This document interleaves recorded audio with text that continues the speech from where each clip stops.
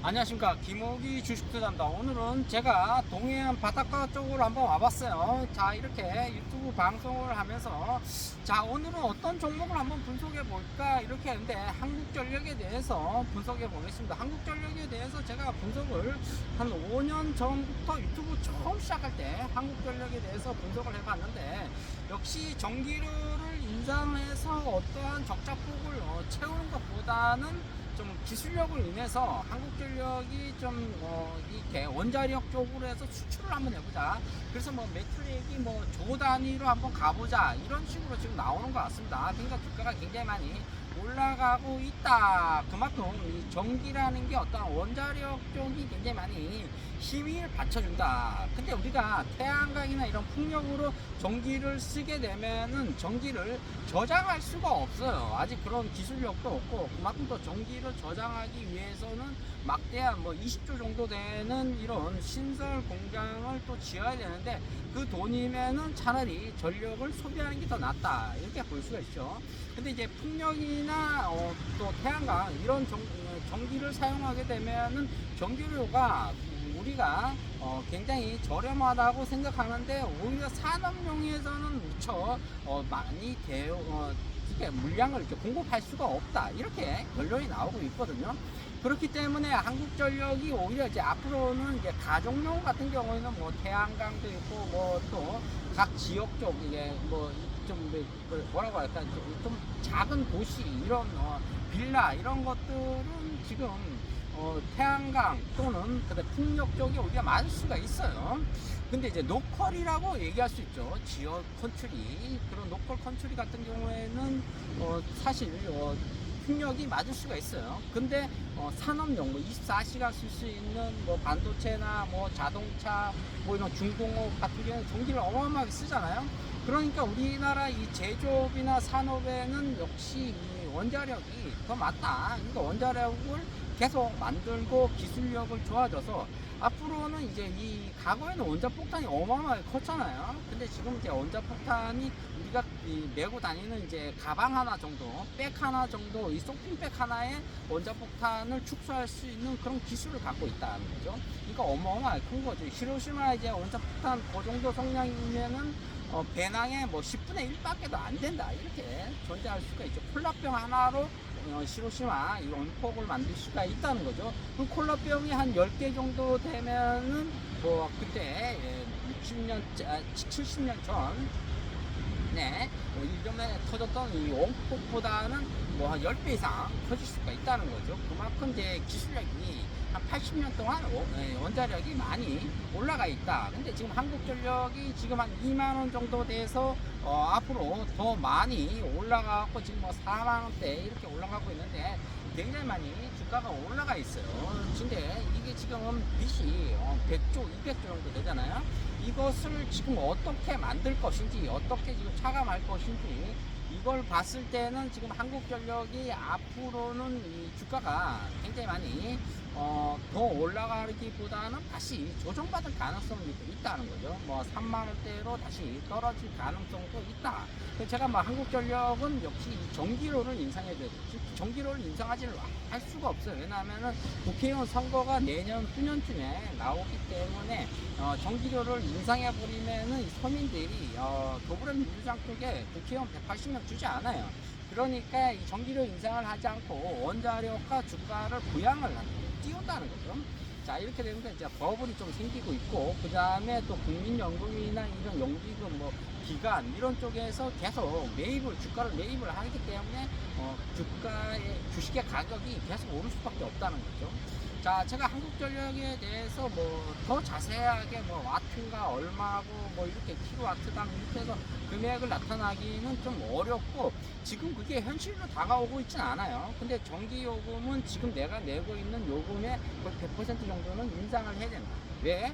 그래야지만 이 영업이익이 1년에 최소한 10조 정도 나와줘야 되는데, 10년 정도 돼야 부채를 탕감할 수 있다는 거죠. 자, 제가 전기요금을 지금 뭐 엄청나게 쓰고 있죠. 한 5만원 정도 쓰고 있는데, 이게 2배로 올라가면 10만원 아니냐, 이거 제정신이 아니다, 이렇게 얘기할 수가 있거든요. 근데 정부에서도 지금 전기요금을 올리고 있지 않다는 거예요.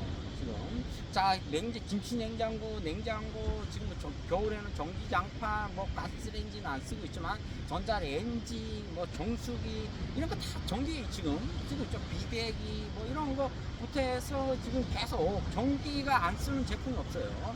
그러니까 앞으로는 이 전기 자동차가 또 계속 상승이 되고 있기 때문에 제가 3년 전에도 말씀드렸지만 전기차가 계속 판매가 되고 남으로써 이제 그보다는 전기 충전기가 계속 늘어나고 있다는 거죠. 그만큼 전기의 소비가 많이 늘어나고 있다는 거죠. 이제 보통 여기서 부산까지 가는데 이제 충전을 안 하면은 15,000원에서 3만원 정도 충전해서 갈 수가 있다는 거죠. 부산까지.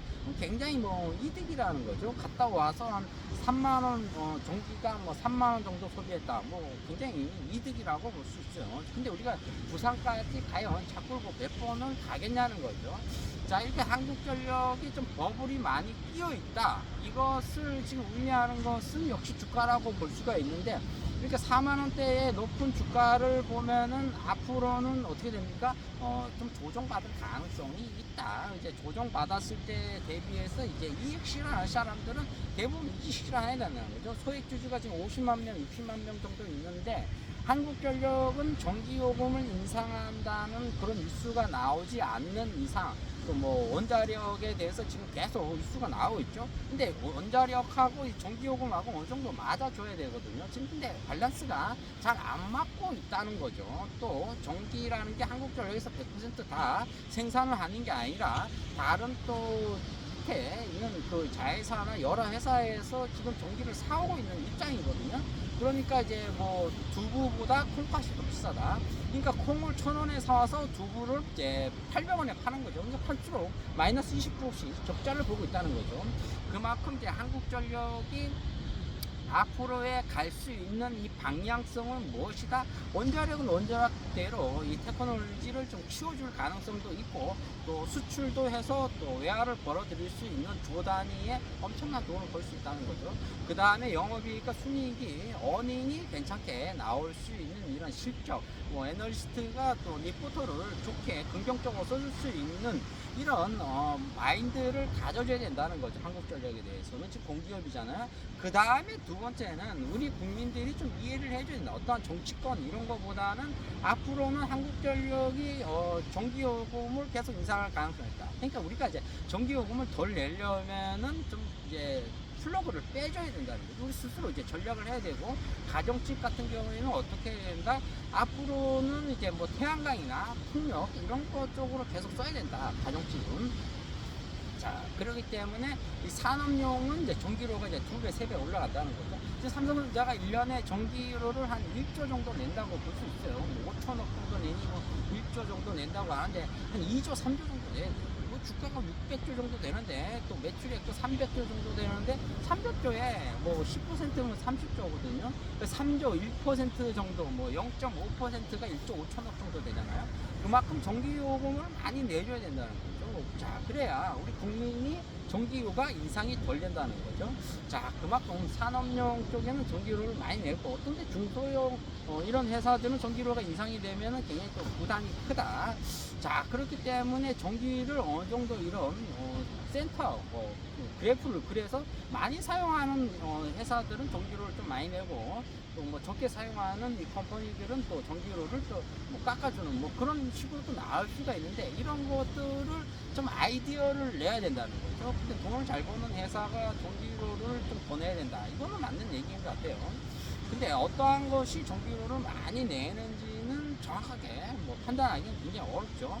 하지만은 산업용은 전기료를 좀 올려야 된다. 우리가 언제까지 싸게 쓸 수는 없다는 거죠. 그러다 보면 이제 다 같이 죽을 수밖에 없는 거예요, 국민들이. 그러니까 이제 좀 이게 뭐 로컬 컨트리 이런 뭐 작은 도시들은 태양광이나 풍력을 이용하고, 또 우리한 뭐 서울, 경기, 인천 이런 데 쪽에는 한국전력에 이제 원자력이 가줘야 된다는 거죠. 근데 거기까지 지금 230km, 뭐 400km 정도 되는데, 보통 한 200km 정도는 이 전선이 타고 가야 되는데, 그것이 지금 힘들다 이렇게 볼 수가 있죠. 자, 이게 광선 전기구를 이제 이 동해안 쪽이나 이런 쪽에서 원자력 쪽에서 끌고 가야 되는데 그게 힘들다는 거죠. 자, 그렇기 때문에 이 한국전력이 앞으로는 주가를 지금 끌어올리기 위해서는 여기가 마지노선이 아닌가, 또는 여기가 또 어떠한 그 시발점이 돼서 올라갈 수 있는 가격대인지를 좀 더 두고 봐야 그런 현실이 나올 것 같습니다. 자, 앞으로는 이런 것들이 우리가 또 전기에 대해서 좀 뭐 일렉트로라고 얘기할 수 있는데 이런 거에 대해서 정부가 집착을 좀 해줘야 돼요. 그래야 또 전략도 해줘야 되고, 그렇게 해야지만은 이 전기로에 대해서 우리가 좀 피부에 와닿는 거거든요. 그러니까 좀 우리가 전략도 하고 또 소비도 또 해야 되고, 이렇기 때문에 정부에서는 원자력은 원자력계로 키워주고 전기로는 전기로대로 인상을 해주고, 또한 여기에 대한 불필요한 부가 쪽으로 나가는 금액은 또 전략을 또 해줘야 됩니다. 회사 자체 내에서. 그만큼 이제 국영 기업이 앞으로 가야 될 길이 멀다 이렇게 말씀드릴 수가 있습니다. 자, 오늘은 이 한국전력에 대해서 얘기했는데 지금 주가가 너무 높다. 앞으로 주가가 상당히 많이 조정받아서 28,000원대까지도 떨어질 수가 있다, 한국전력이. 그러니까 지금의 이익 실현이 나신 분들은 가감히 손절 치는 것도 손실 분들은 뭐 손절은 좀 그렇고, 이익 나신 분들은 이제 어느 정도 정리해 주는 것도 나쁘지 않다 이렇게 말씀드릴 수가 있습니다. 자, 오늘은 한국전력에 대해서 저의 짧은 소견을 말씀드렸습니다. 좋아요, 구독, 팍팍 찍어주시면 감사합니다.